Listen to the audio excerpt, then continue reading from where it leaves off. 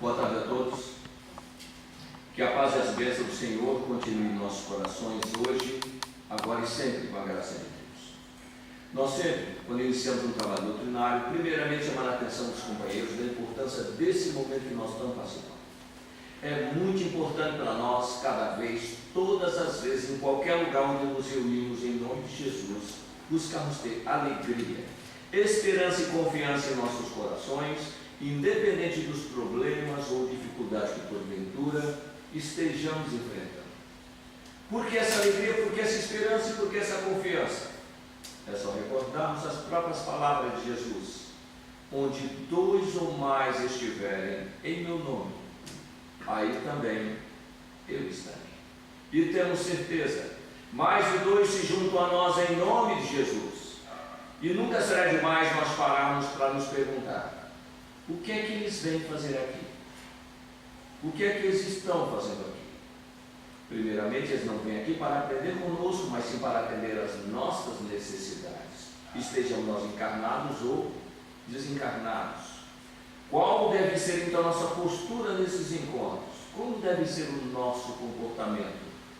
Aprendermos a aproveitar a oportunidade que nós estamos tendo, aprender a conversar com eles, abrir o coração a eles, falar de alegrias que nós já tivemos, tristezas que já largamos, vitórias que já conseguimos, derrotas que não conseguimos esquecer, falar daquilo que nós sentimos que ainda precisamos alcançar para vencermos as dificuldades que a vida ainda nos apresenta, porque dentro das possibilidades que estes nossos irmãos já possuem, e dentro dos esforços que todos nós devemos estar fazendo para merecer a assistência deles, temos certeza de uma coisa: são eles que, em nome de Jesus, poderão depositar um bálsamo nas feridas que nós ainda carregamos na alma, tanto encarnados quanto desencarnados.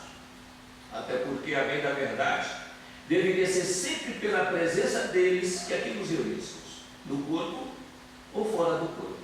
Então, que nós possamos aproveitar esses momentos que se repetem a cada vez, todas as vezes, em qualquer lugar onde nos reunirmos em nome de Jesus. Hoje o nosso tema vai versar sobre o tema principal do mês de dezembro, que é Jesus, o seu nascimento. Vamos procurar ter um contato maior com esse que nos governa, direciona os nossos passos. Dentro do próprio Evangelho tem todas as informações sobre isso. Normalmente nós estamos muito focados, ligados no Natal. Natal, só para termos uma definição, ele representa nascimento.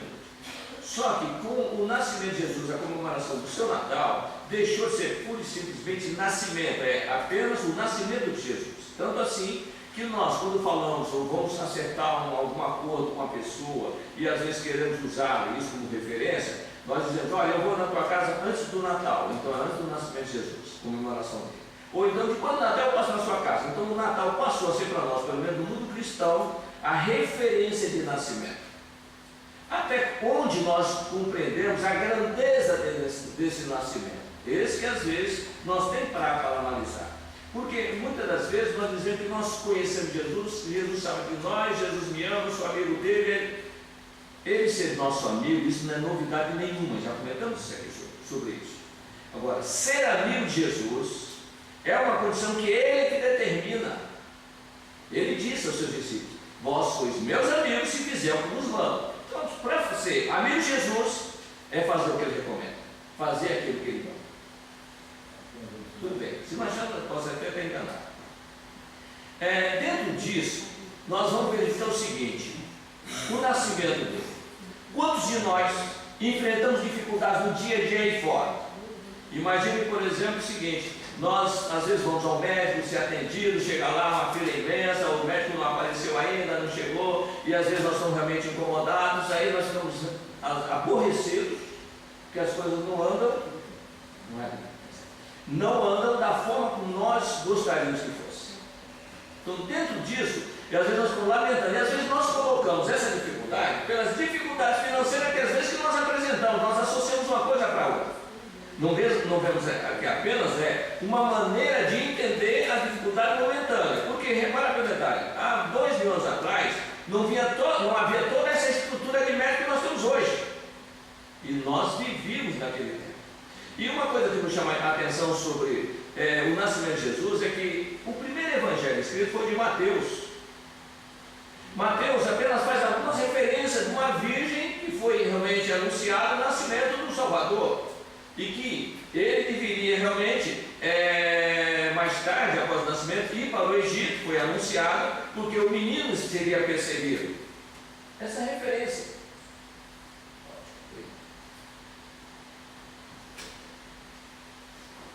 20 e poucos anos depois da crucificação de Jesus, Paulo de Tarso, indo fazer uma visita a João em Éfeso, ele chega lá, começa a conversar com João, sabia que Maria já estava morando na casinha da colina, então ele vai até a colina conversar com Maria. Era um sonho dele, um sonho sentimental. Ele carregava dentro dele o interesse de conversar com a Maria de Nazaré, a mãe de Jesus, para saber dos primeiros momentos do nascimento do Mestre. E uma coisa interessante, que nos dias atuais, qualquer um de nós que temos alguém que nós gostamos, temos boa referência, nós conversando com a mãe dele, queremos saber como é que foi o nascimento dele. Mas nos evangelhos não havia praticamente nada. Quando Paulo ouviu de Maria os primeiros relatos da anunciação, ele se encantou de tal maneira que disse: gostaria de reescrever o evangelho partindo daquelas lembranças. Só que por dificuldades ele teve que voltar mais tarde. Repare no detalhe: quando Paulo chegou a Maria para conversar, ela já operava os seus 75 anos, que normalmente nós esquecemos de fazer a atualização da data. Nós lemos Maria naqueles 17, 19, 18 anos dela. Mas Maria, nessa época, já estava beirando os seus 75 anos. Como é que nós podemos fazer o cálculo da idade dela? Muito simples. Ela foi anunciada, tinha mais ou menos uns 15 aninhos, ela jovenzinha. Quando Jesus nasceu, tinha 16. 36 que ele viveu, que foi começou a contar a data, já seriam 49, não é isso? 49 anos. Paulo de Tarso, quando começou as perseguições, ele passou 3 anos no deserto, 52. Depois, Simão Pedro disse a ele que ele deveria ficar um tempo aguardando ser chamado. Ele passou mais 3 anos em Tarso, já são 55. E ele, quando conversa com João, nesse momento ele vai visitar Maria, ele diz: João, há mais de 20 anos que lutamos na Ásia. Então soma, ele já havia começado antes. Então, aos 55, somando esses 20, já dá 75. Não vou nem levar em conta aqueles 8 meses que ele ficou sem visitar Abigail, coisa desse tipo, só para ter uma ideia. Então, nós já vemos aí, por isso que ele relata o Emmanuel fala na vida de Paulo e Estevão, assim, Maria já de avançada em idade, velhinha, sendo levada, foi despedir-se dele na praia, né? Então, mas ela carregava viva dentro dela essas informações. E antes de nós entrarmos nessas informações, só chamar a atenção sobre 3 símbolos que traz para nós o Natal e que nós usamos muito em nossas casas. Uma delas é o presépio. O presépio foi criado, idealizado por Francisco de Assis. Ele montava o presépio na sua igreja, onde ele fazia as suas pregações, mas ele sentia que a pessoa humilde, o homem do campo, não tinha acesso naqueles tempos nas informações do nascimento de Jesus. Então o que ele fez? Para eles terem uma ideia dentro da realidade que Jesus vivenciou na sua chegada, ele procurou uma das regiões mais assim afastadas da sua igreja, um local bem ermo, e ali construiu, com a ajuda de pessoas, uma estrebaria e montou o primeiro Natal utilizando animais e seres humanos para representar, para as pessoas verificarem como foi o local onde Jesus nasceu. E a partir daí começou-se a fazer, às vezes, essas representações. Isso foi em 1223. Primeiro Natal que Francisco de Assis estruturou. E devemos lembrar que Francisco de Assis é o João Evangelista voltando até nós, né? É o continuador da obra de Jesus. Mais tarde, em 1520, Martinho Lutero, era Paulo de Tarso que voltava. Martinho Lutero, ele estava andando nos campos, e aí ele olhando aqui aqueles pinheiros com a neve caindo sobre ele, tudo branco, uma luz linda, bonita, e os pingos de água que ficavam nas pontinhas dos galhos refletia a luz da lua e dava a ideia de estrelas cintilantes. Ele teve uma visão tão chocante quando ele viu, ficou maravilhado, que ele não pensou 2 vezes, cortou um vale de pinheiro pequeno, levou para casa e ali chamou seus filhos, reuniu-se em torno da árvore e ele cobriu com algodão e pegou, colocou tocos de vela em cada um dos galhos que ele achava que, para eles terem uma ideia do que ele vira lá no campo naquela noite maravilhosa, na véspera de Natal. E aí nasceu mais um símbolo que é a árvore de Natal. Outro trabalhador de Jesus. Em 1818 ocorreu uma circunstância diferente. Uma igreja na Áustria, ela premiava, realizava uma reunião com os moradores de uma aldeia, onde eles cantavam música. Tinha um órgão que eles tocavam, era só esqueciam durante o ano todo, era só o Natal com esses órgãos sendo tocados. No ano de 1818, ele foi verificar se estava tudo em ordem, e quando ele repara no órgão, ele notou que os ratos haviam entrado e ruído o fole, não haveria música naquele ano. E ele começou a ficar preocupado, o que ofereceria àquela comunidade? E saindo certa noite para atender um chamado, uma pessoa precisava dele, ele voltando já próximo do Natal, ele vem e olhando assim aquele luar tranquilo, a noite estava serena, sossegada, e ele pensava consigo mesmo, dizendo assim, como teria sido a noite do nascimento de Jesus. E diante daquela paz toda, ele sentiu, ouviu dentro deles uma resposta: noite de paz, noite de amor, tudo dorme em derredor, aos pastores os anjos dos céus.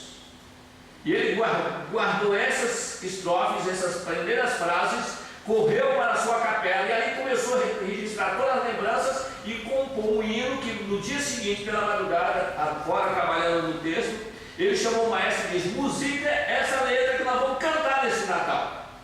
E pela primeira vez cantou-se Noite Feliz, que realmente é a maior música comemorativa do Natal. Era a noite respondendo ao nascimento de Jesus. Alegria quando nós participamos dela. E mais uma vez, foi o seguinte: quando Lucas sentou com Maria, e no Evangelho nós temos que nos habituarmos a realmente ler o Evangelho acompanhando o movimento dos personagens. Normalmente nós lemos apenas, nós não damos nem importância de quem está falando com quem. Nós lemos o texto, mas às vezes o pensamento está em outro lugar. Então repara bem, quando Paulo chamou Lucas, ele estava preso e seria mandado a Roma, não podia mais voltar lá e diz: Lucas, eu tinha como então de lá buscar informações, vamos escrever o Evangelho partindo das lembranças de Maria. Então Lucas parte e vai. E quando ele senta para conversar com Maria, arrancando todas as informações dela, ela feliz da vida por poder passar o que ela trazia dentro dela sem falar com ninguém. Ninguém sabia. Nós hoje, qualquer coisinha de novidade que acontece com nós, saímos espalhando para todo mundo, é isso? A facilidade do intercâmbio, menino, se eu te contar, você não vai acreditar, só vou falar para você, não fala para mais ninguém, mas quer que todo mundo conta, né? Quando a coisa é boa, nós queremos divulgação, embora peçamos, não vontade nossa, que ninguém diga para ninguém. Pois bem, Lucas senta ali, ela começa a conversar com ele, é como se fosse um repórter para registrar as ocorrências mais de 25 anos depois, quase 30 anos depois.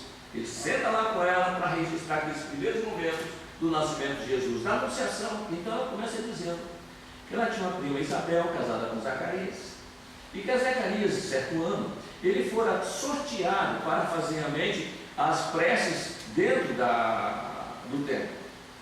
E quando ele estava ali no templo se preparando para iniciar o seu trabalho, um anjo se manifesta a ele, dizendo ser Gabriel, que apresentava-se sempre diante de Deus, e que viria anunciar o seguinte: que ela, Isabel, sua esposa, daria a ele um filho. Ele teria que colocar o nome desse filho de João. Zacarias, tua mulher lhe dará um filho, e ele se chamará João. Esse é o nome. E Zacarias então responde ao anjo dizendo o seguinte: mas como proceder isso? Eu sou adiantado em idade, e Isabel é estéril. Como isso pode acontecer? Zacarias, como duvidasse do poder de Deus, você ficará sem falar até que a criança nasça. Para Deus, Zacarias, nada é impossível. E Zacarias também com do tempo só falar por sinais. E alguns dias depois, Isabel ficou grávida. Nesse ínterim, passados 6 meses mais ou menos, vem o anjo novamente a Nazaré. E ela está contando, e Lucas está anotando tudo. E ele chegou, anunciou, dizendo: Ave Maria, cheia de graça, o Senhor está convosco. E dessa anunciação do anjo nasceu uma das preces que nós dedicamos à Nossa Senhora, a Ave Maria. Quando nós fizermos a Ave Maria, nós temos que lembrar desse momento. É ele que marca a anunciação, a ligação do compromisso dela com o destino do planeta em termos de aprendizado. Ave Maria, cheia de graça, o Senhor está convosco. Maria, achasse graça diante do Senhor, fosse escolhida para ser a mãe do Salvador. E ela então em resposta diz: mas como pode ser isso se eu não conheço homem algum? Maria, lembra da tua prima Isabel? Ela não. Maria, para Deus nada é impossível. Ela então se curva diante dele e diz: eis aqui a escrava do meu Senhor, faça-se em mim a sua vontade. Repara bem o detalhe. Nós vemos nas posturas de submissão desses trabalhadores que às vezes nós não encontramos em nós. O que eu vou ganhar com isso? Quem vai mudar na minha vida? Ninguém pergunta de recompensa. Apenas diz: eis aqui a escrava do meu Senhor, faça-se em mim a sua vontade. E quando ela vai falar com Isabel, ela quer dar notícia à prima, que realmente complementava um programa, um trabalho. E quando ela chega na casa de Zacarias e grita lá de fora: Isabel!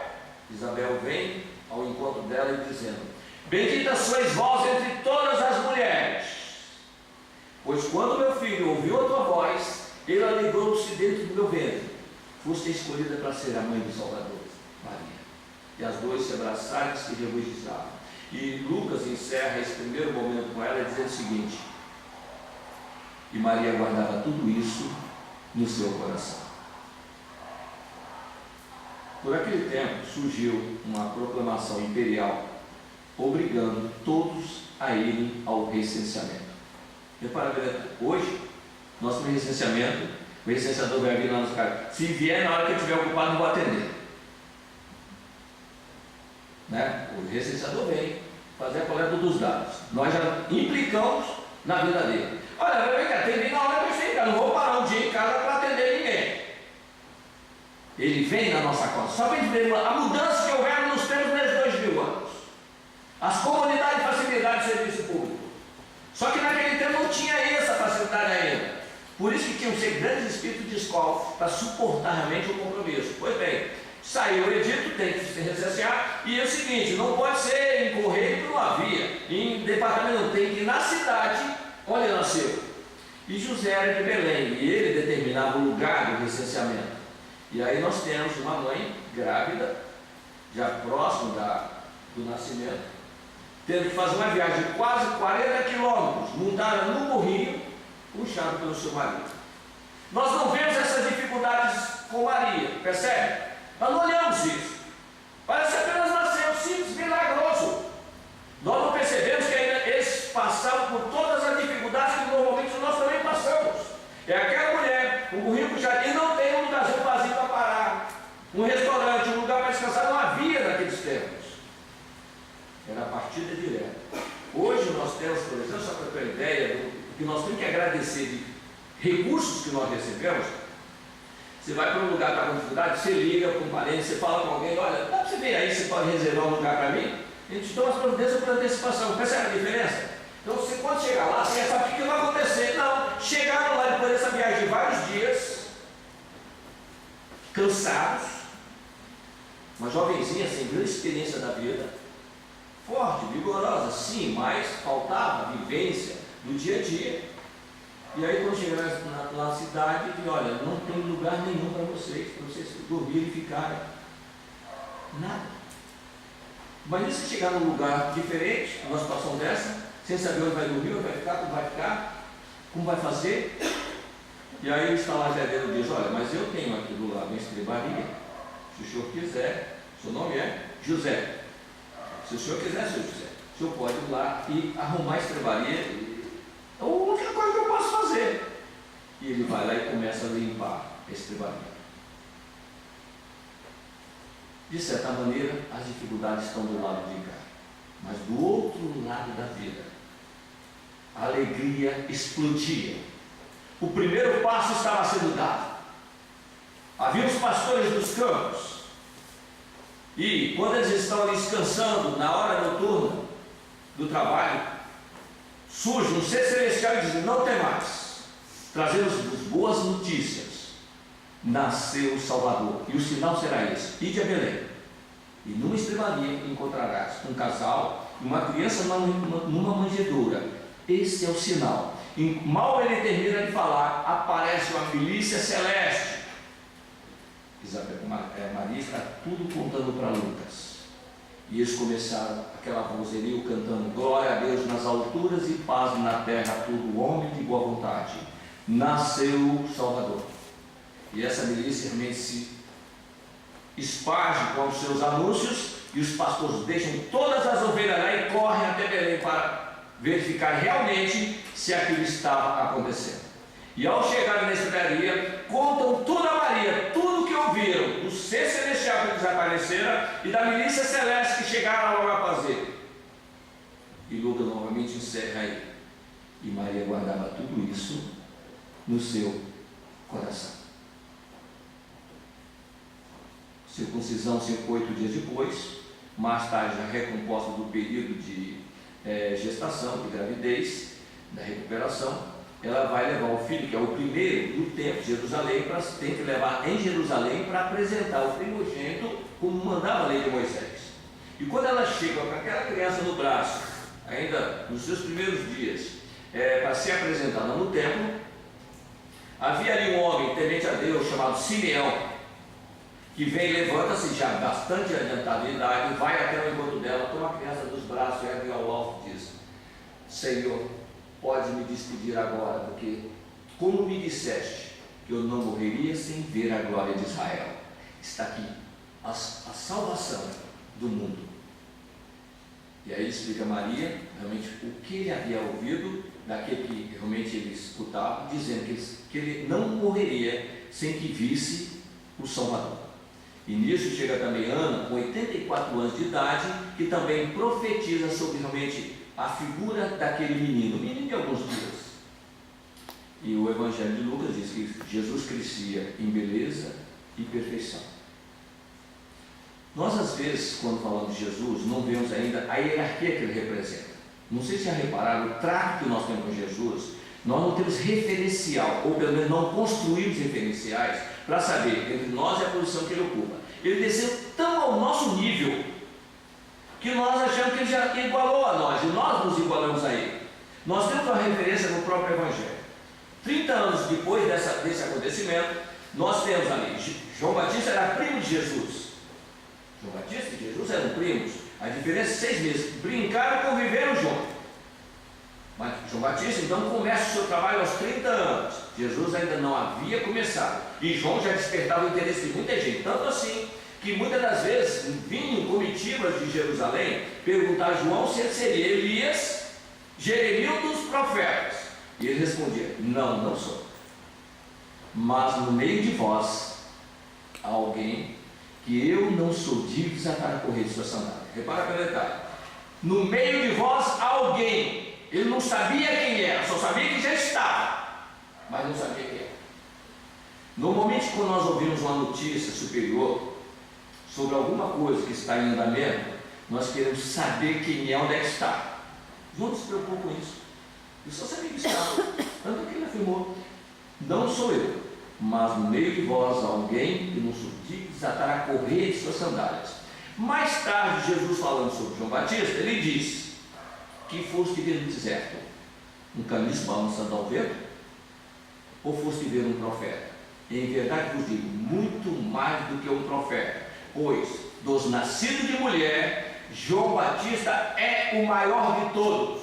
Então, nós pouca importância damos à figura de João Batista, quando eu digo no nosso dia a dia, mas dito por Jesus, o maior espírito sujeito à reencarnação no planeta, chamou-se João Batista. No entanto, esse João Batista, sendo o maior, ele dizia em referência a Jesus, e ele poderia compreender a distância entre ele e Jesus. Ele diz: eu não sou digno de desatar a correia da sandália dele. Normalmente nós queremos que Jesus nos carregue no colo. E fazendo questão que seja ele, não serve qualquer um não. Não, eu tenho certeza que Jesus vem, ele vem. Se vier um outro, realmente não serve, tem que ser ele direto. Repara bem, nós não percebemos esse diferencial, e como ele diz, onde dois ou mais estiverem meu nome, aí também estarei, outro virá, e nós às vezes não vamos nem saber a diferença que seria entre um e outro. E nessa hierarquia de Jesus, nós vamos ver o momento em que João está começando a batizar. Aí sim há o encontro entre os dois, o primo João com o primo Jesus. João começa o batismo, quando ele está no meio do batismo, Jesus começa a caminhar na direção da água do Jordão, e ele levanta os olhos e vê. Quando ele vê, ele diz, expressa claramente: eu não o conhecia, mas aquele que me mandou batizar em água me disse que sobre quem eu visse descer o Espírito Santo e pousar sobre ele era ele. E eu vi, eis o Cordeiro de Deus que tira os pecados do mundo. Agora ele viu. Quando Jesus se aproxima dele, ele diz: Senhor, eu te viria até vós, tu vens a mim. Ele não disse primo, ele não chamou ele de primo. Veja bem a diferença no tratamento hierárquico. 30 anos caminhando junto. Muitas vezes João deve ter dado a mão para Jesus ficar de pé quando caía pequenininho, que 6 meses faz diferença nos primeiros anos. No entanto, naquele momento, quando o primo João vê chegar o primo Jesus, quebra-se a hierarquia familiar da sociedade, impera a hierarquia espiritual que comanda as nossas vidas, e ele diz: Senhor, eu te viria até vós, tu vem a mim. Jesus diz: João, é necessário que se cumpra as Escrituras. Tinha que ser cumprida as Escrituras. Nesse aspecto, o próprio João, que tinha toda essa visão, e nós verificamos, às vezes, a dúvida quando bate dentro de nós, principalmente quando nós estamos com problemas, dificuldades. João, que havia feito todas essas afirmativas em torno da figura de Jesus, que tinha noção da grandeza de Jesus, muito mais do que nós, quando ele foi preso por Herodes, e ali, incomunicado, sem poder sair, sentiu-se impotente de libertar-se, ele chamou seus discípulos e disse: vão até Jesus e diga a ele que eu mandei perguntar o seguinte: é ele mesmo que nós estamos esperando que venha, ou temos que aguardar que venha outro? Os discípulos foram até Jesus e chegaram lá e reproduziram a pergunta de João para Jesus. Jesus nada respondeu, mandou que eles aguardassem ali entre eles. E ali, naqueles momentos que eles ali ficaram, naqueles dias que permaneceram lá de Jesus, eles assistiram às curas de aleijados que levantaram e saíram caminhando, cegos que passaram a enxergar, surdos que começaram a ouvir, doentes da lepra no corpo eram limpos diante de todos ali, apenas com a vontade do Senhor. Quando Jesus fez todas essas realizações, assistido pelos discípulos de João, ele disse: vocês agora voltem até João e digam-lhe que vocês viram os aleijados caminharem, os cegos enxergarem, os surdos ouvirem, os leprosos serão limpos. Diga-se João, e ele vai entender. Não disse se ele era ou não era. Diga João e ele vai entender. Isso serve para nós. Jesus fez maravilhas há 2000 anos atrás, mas se ele não fizer maravilha em nós, parece que perdeu o poder, porque nós merecemos. Nós temos que receber. Esquecendo que muitas das vezes ele justamente permite fardos sobre aqueles que já compreendem o seu poder. Vocês vão poder fazer tudo o que eu faço e muito mais. Tem até uma pequena história para ilustrar isso que nós dissemos.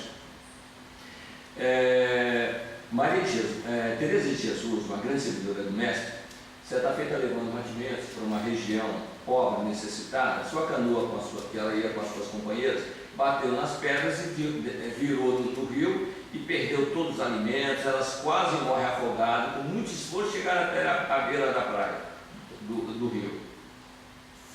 Quando ela está ali se refazendo do susto, Jesus se mostra a evidência espiritual de Teresa, e ela olha muito séria para ele e diz assim: mestre, e ele diz, Jesus sorria para ela: mestre, nós quase morremos tentando trabalhar na tua causa, E o senhor está sorrindo? Ele vira para ela e diz: Teresa, é assim que eu trato a quem eu amo. Ela mais rapidamente virou para ele: é, Senhor, por isso eu tenho tão poucos. Nós às vezes não passamos no teste para servir o mestre. O teste dele é simples. Apenas a dificuldade é que nós possamos passar por ela. Se nós pudermos passar pelas dificuldades que nós enfrentarmos, nós podemos colaborar a outros que ainda não o conhecem e auxiliar esses trabalhadores. O que fizer a visão dos pequeninos é a mim mesmo que eu farei. Nós pedimos o nosso irmão Converso para Campanha, que nos ensinaria Jesus, Mahatma Gandhi, que fala, no Sermão do Monte, Jesus começou com as bem-aventuranças. E o conjunto dos ensinos de Jesus no Sermão do Monte, Mahatma Gandhi dizia o seguinte: se perdessem todas as anotações dos evangelhos de Jesus, mas se salvasse apenas o sermão da montanha, nada se perderia da sua essência. Estava tudo ali. Se nós repararmos, folha dessa aqui, o sermão todo, os 5, 6 e 7 de Mateus, dá 3 folhas dessa. Já fizemos a experiência para trabalho, dá 3 folhas dessa. Então não é difícil nós lermos, estudarmos o Sermão do Monte. E o Evangelho de Mateus, ele começa dizendo o seguinte: Jesus, vendo as multidões, subiu ao monte e assentou-se. Seus discípulos se aproximaram e ele passou a ensiná-los, dizendo: bem-aventurados os pobres de espíritos, porque destes é o reino dos céus. Bem-aventurados que choram, porque estes serão consolados. Bem-aventurados mansos, porque estes herdarão a terra. Bem-aventurados que têm fome e sede de justiça, porque serão saciados. Nós vamos interromper aqui, são 9 bem-aventuranças. Por quê? Em primeiro lugar, às vezes quando nós falamos, ele perde um pouco o impacto, não é isso? Bem-aventurados, nós temos uma certa postura de assumirmos como posição que ainda não alcançamos. E esse é um risco muito grande. Nós começamos a trabalhar e assumimos um título que não sabemos se já nos compete. Bem-aventurado, como Jesus diz, quem diz aqui para nós é o Emmanuel, né? Ele diz para nós o seguinte, sobre o capítulo Bem-aventuranças, do 89 do Conosco. Confere Jesus a credencial de bem-aventurados aos seguidores que lhe partilham as aflições e trabalhos. Todavia, cabe-nos salientar que o mestre categoriza sacrifício e sofrimento à conta de bênçãos educativas e redentoras. Ou seja, Jesus confere a condição, mas tem a recompensa junto. Mas a principal condição é: confere Jesus a credencial de bem-aventurado aos seguidores que lhe partilham as aflições e os trabalhos. Nós temos que verificar se nós estamos inseridos nessa condição dos bem-aventurados. Por outro lado, quando nós vamos estudar o Sermão do Monte, e nós podemos participar desse sermão, meus irmãos, se nós formos pegar um filme para assistir do Sermão da Montanha, nós vamos olhar, e um diretor que às vezes não tem o mesmo objetivo religioso que nós, ele é capaz de remontar todas as cenas baseado no que ele leu, que nós também estamos lendo. Ele leu o que nós vamos ler o que ele leu também para montar aquele filme. E aí ele começa a cria movimento nos personagens. Nós temos um atributo chamado imaginação, faz parte de nós. Por que eu não uso a imaginação? Repara bem, o Evangelho de Mateus começa da seguinte forma: e Jesus vendo as multidões subiu ao monte. Isso é ação, ele viu e subiu o monte. E tinha multidões. O que é multidões? Multidões que nós entendemos, aí nós temos que buscar o comportamento de massa popular. Imagine que a casa de Fabiano vai fazer uma excursão junto com outras casas aí em um determinado lugar e vai pelo menos uns 50 ônibus, 3 daqui, 4 dali, 50 ônibus vão lá, para lá. Muita gente vai. Qual é a primeira providência que eu organizo? Olha, vamos procurar concentrar nossos 3 ônibus naquele lugar, para a gente não se perder, não é assim que ele faz? Não se perder. Então os 3 se concentram ali. Quando for começar a atividade principal, todo mundo se junta, mas depois volta todo mundo para ali. Então essas multidões são esses grupinhos de pessoas vieram de cidades distantes.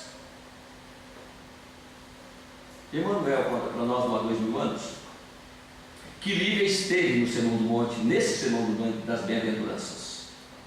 E conta, ela contou a ele, relatou a ele, que esse momento com Jesus ainda não estava presente. Ele até diz mais um texto que no ponto distante do horizonte surgiu um ponto negro, e ali era a barca de Simão, e que Jesus vinha sempre nessa barca para suas dissertações costumeiras, ou seja, Jesus sempre fazia sermões. Não era um só que houve, eram várias reuniões periódicas que ele fazia para suas dissertações costumeiras. São detalhes que nós temos que guardar em nós, que ele era incansável na divulgação, e principalmente na atenção de recolher as informações para passar para nós. Ele nada escreveu, mas é como se nós tivéssemos vivenciado naquele período, se quisermos. E de que maneira? Nós podemos, por exemplo, um pequeno exercício. Já que Jesus vai saber um monte, no capítulo, é sempre bom antes de começar a ler no início do capítulo, do primeiro capítulo 5 do sermão, nós lemos o finalzinho do capítulo 4, que aí dá uma ideia da projeção que Jesus já representava diante da massa.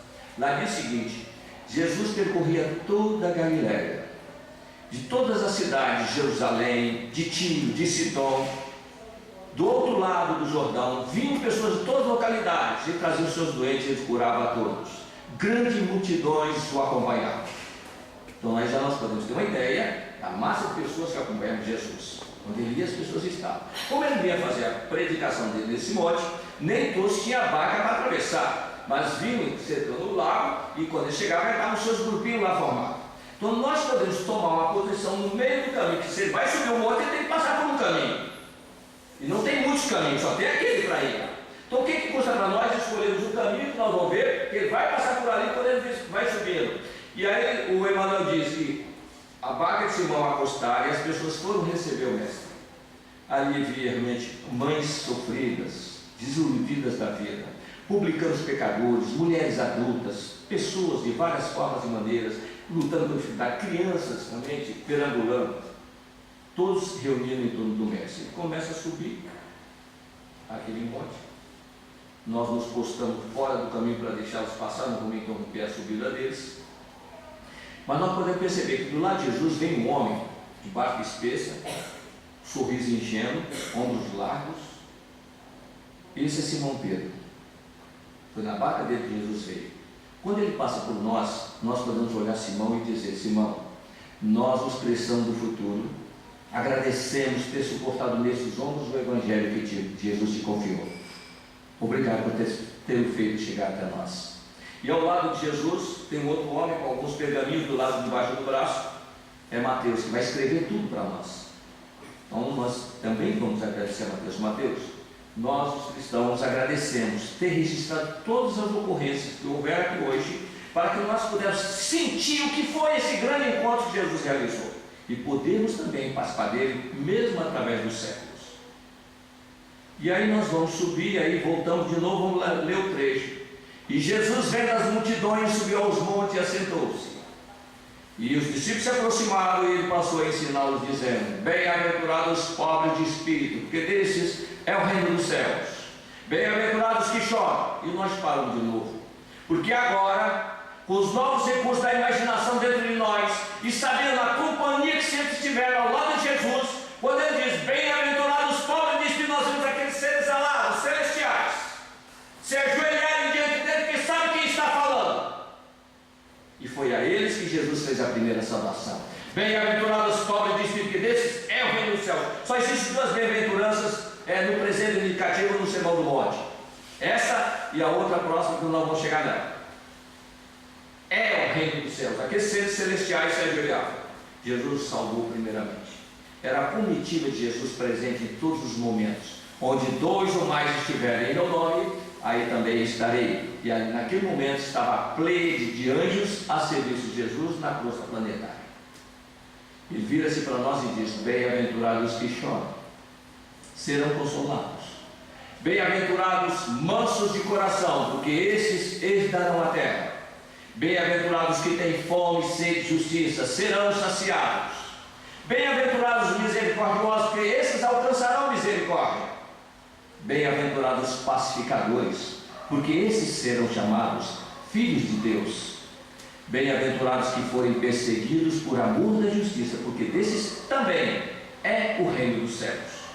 E bem-aventurados sereis todos vós, quando vos injuriarem e mentindo fizerem todo mal contra vós por minha causa. Alegrai-vos, regozijai-vos, pois grandioso será o vosso galardão nos céus, pois assim também fizeram com os profetas que viveram antes de vós. E aí ele separa os dois grupos de trabalhadores que ali se encontravam, dizendo a um deles o seguinte: vós sois o sal da terra. E nós paramos para refletir. Nós somos o sal da terra. Somos candidatos a ser o sal da terra. Que sejamos. Vamos ver a condição que Jesus coloca para nós. Vós sois o sal da terra. Mas se o sal perder o seu sabor, para mais nada servirá. Pelo menos o trabalho com ele. Será lançado fora nos monturos e pisado pelos homens. Vós sois a luz do mundo. Não se pode esconder uma cidade edificada sobre o monte, nem se acende uma candeia para colocar debaixo do alqueire, mas no velador, para que ilumine toda a casa e todos os que estiverem dentro dela. Assim também brilhe a vossa luz diante dos homens, para que vendo as vossas boas obras, glorifiquem ao Pai que está nos céus. E ele continua acalmando aqueles judeus que estavam apreensivos sobre o como ficaria a lei diante do Evangelho. Ele diz: não julgueis que eu vim destruir a lei e os profetas. Não vim destruí-los, mas dar-lhes cumprimento. Pois em verdade vos digo, não passará o céu e a terra sem que tudo que esteja na lei seja cumprido, até um jota ou um tio.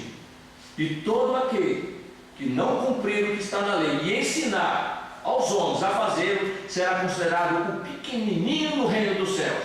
Mas todo aquele que praticar e ensinar será chamado grande no reino dos céus. Pois se a vossa justiça não exceder ao dos escribas e dos fariseus, de modo nenhum entrareis no reino dos céus. Existem condições para nós alcançarmos o nosso objetivo.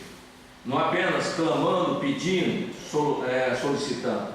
Ele mesmo diz isso para nós também: nem todo aquele que me diz Senhor, Senhor entrará no reino dos céus, mas sim aquele que faz a vontade de meu Pai que está nos céus. E por que me chamais Senhor, Senhor, e não fazeis o que vos mando?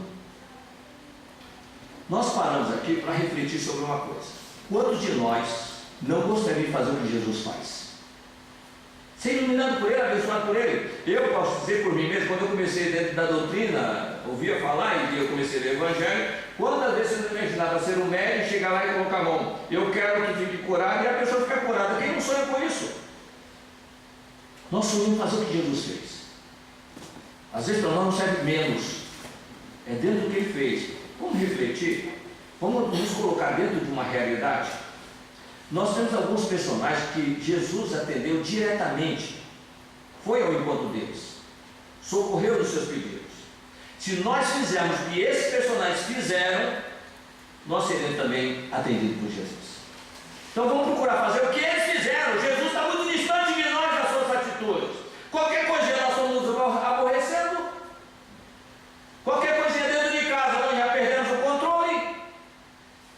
Então vamos ver o que esses que fizeram, que tiveram com Jesus foram atendidos, o que eles fizeram para nós também, pelo menos, fazer como eles fizeram. Vamos partir por Bartimeu.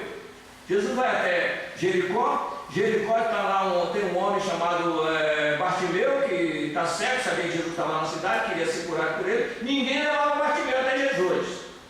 Não adiantava insistência nenhuma. E no dia seguinte, Bartimeu sai para a rua para fazer o levantamento dos seus recursos através da esmola que ele recebia, e ele é levado por uma criança. Eu costumo colocar uma criança, alguém levou ele, não ia sozinho, não ia. Então levou ele, colocou ele ali, e ele estava pensando: puxa vida, por que ninguém me leva até Jesus?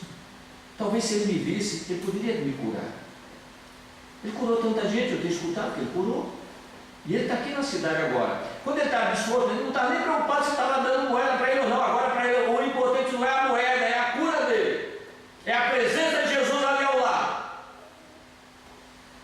Às vezes nós concentramos numa coisa e noutra, né? Não podemos servir dois senhores. Ou concentra de um, ou desliga do outro. E ele então estava despreocupado das doações, nem estava vendo quem estava dando para ele, preocupado ali. Quando aí surge um burburinho lá na porta da cidade, E ele pergunta: que barulho é esse? O que está acontecendo? A criança, quem o conduzia, vem e diz: é o profeta que está indo embora. Está indo embora, gente. Imagina a ansiedade. Chegando é uma coisa, ainda vai ficar algum tempo. Indo embora, que sei lá quando vou poder encontrar de novo com ele. Ele só perguntou: me leva até ele, me leva até ele. E a criança levou ele. Mas só que quando Bartimeu chegou onde Jesus estava, e todo mundo pode observar isso, quando existe uma pessoa central dentro de um grupo, forma-se um círculo. E a pessoa fica no meio, todo mundo quer estar na mesma distância dele. Isso é normal, qualquer lugar, em qualquer. Só que um cego, nós quando falamos de Bartimeu, nós temos que ser cego, fechar os olhos, chegar lá e cadê? Onde é que ele está?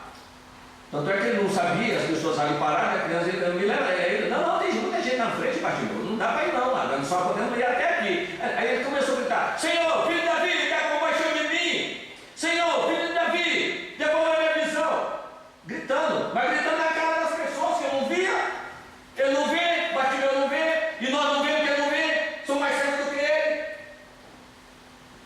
Reclamaram com ele: Bartimeu, tenha paciência, não, até calma.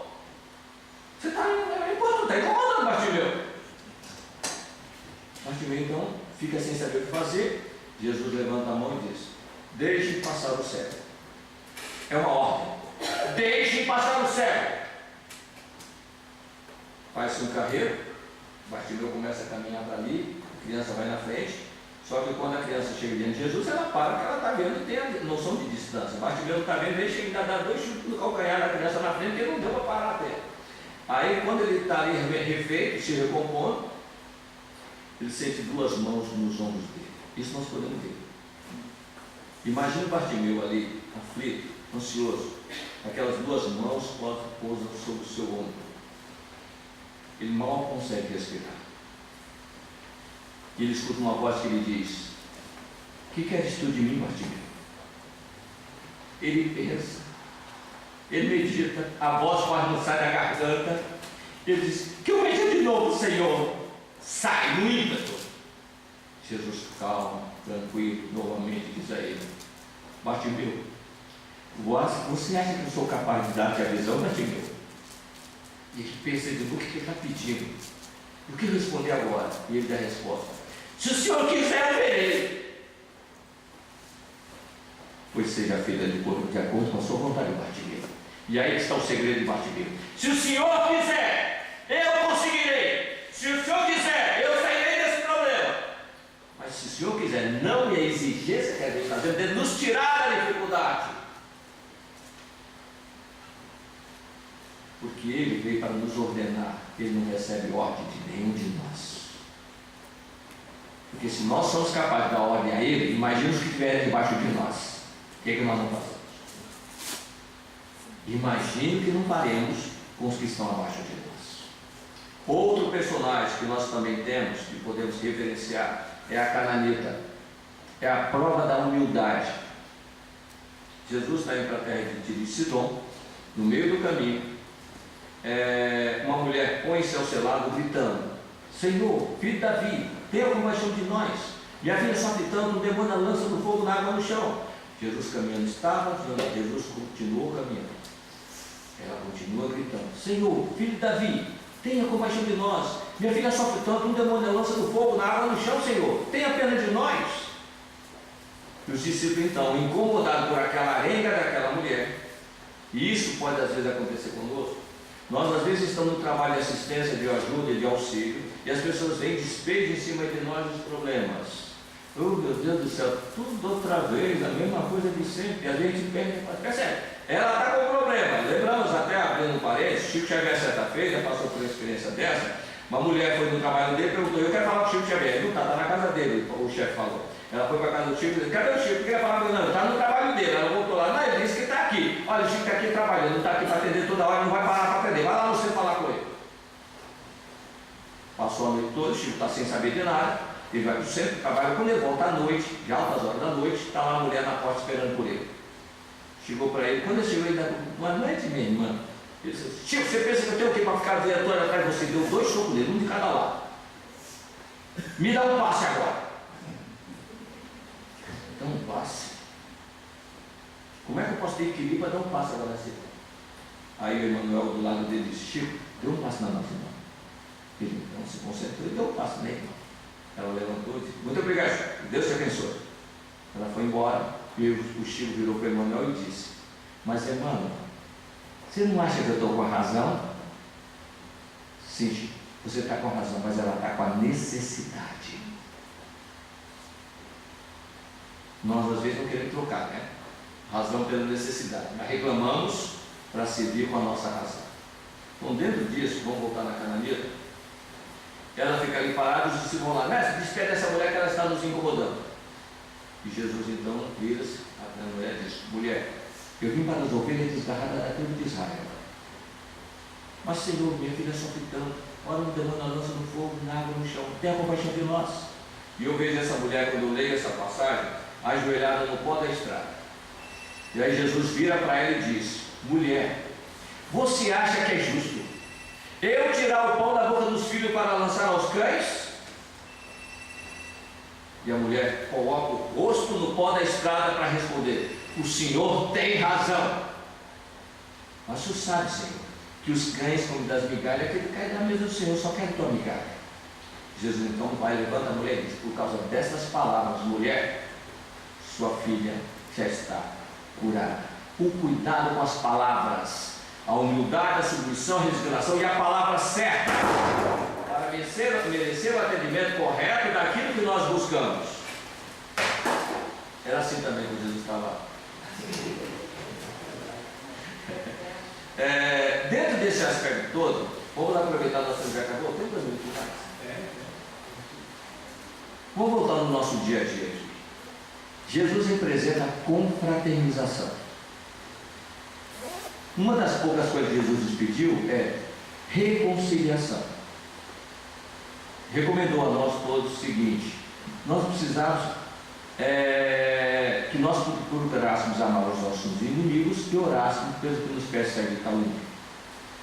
Nós, quando lemos e aceitamos essa afirmativa, nós esquecemos de ver no dia a dia prático aquilo que nós temos que fazer. Existe uma prática entre nós chamada amigo oculto. Já ouviram falar? Amigo oculto é uma brincadeira que os amigos se reúnem, pessoas de convivência comum, e dizem: vamos fazer um amigo oculto? Vamos. Escreve o nome de todo mundo do grupo e coloca ali numa caixinha, pode ser até aquela lista, tirar os pedidos dali dentro, coloca aí para não misturar, depois cada um sorteia o seu nome, que ele vai apenas abraçar esse amigo, não é isso? E o problema começa aí. Nós tiramos de lá. É só olhar na fisionomia da pessoa, nós já sabemos se tiver alguém que gosta ou que não. Perceberam?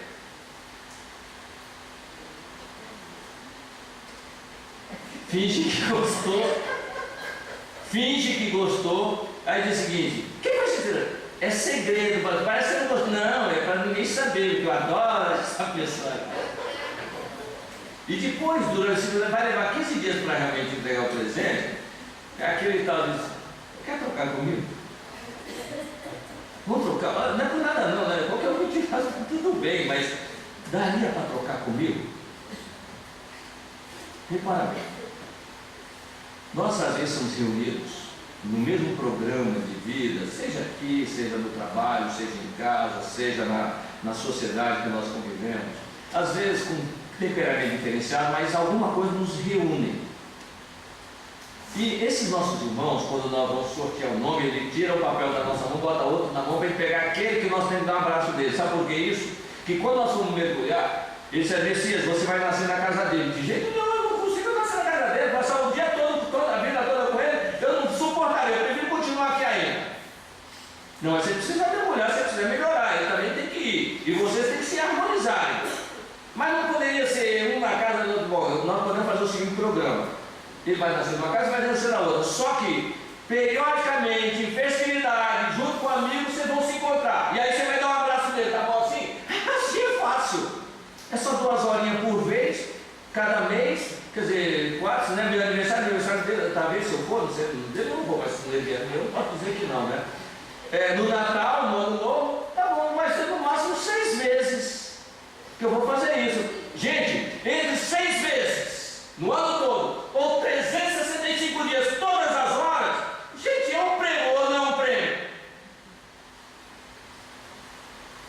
Aí o nosso amigo não coloca o nomezinho na mão do Messias aí que ele tem que tirar. Tanta gente ali, foi o primeiro, tirei logo ele. Guarda ali comigo e fico pensando, presente é de R$10. E já veio procurando na de 9,99 para ver se economiza 1 centavo. Olha só. Se eu der o presente para ele, olha, eu acho que nem isso ele merece. Se ele me der para isso que ele me deu, não sei nem o que eu vou fazer isso, nem para limpar o chão sério. Às vezes nós chegamos ao ponto de dizer, quando nós não gostamos da pessoa, nem para limpar o chão isso aqui serve. Botei para a cachorrinha lá deitar. Repara bem, quando eu digo que eu botei para a cachorrinha deitar, é porque eu quero dizer, eu humilhei. Dá para entender? Que o que vale é dentro de nós. Então, nesse aspecto, vamos começar a rever esses conceitos. Eu tirei o companheiro lá, o companheiro. Claro que se fizerem, eles não vão achar que é por isso que eu estou falando. É R$10, vou dar um de 50. Para marcar presença mesmo, porque eu não tenho nada a acompanhar. Pode acontecer do Messias chegar lá e dar um presente de 50, quando o teto era de 10.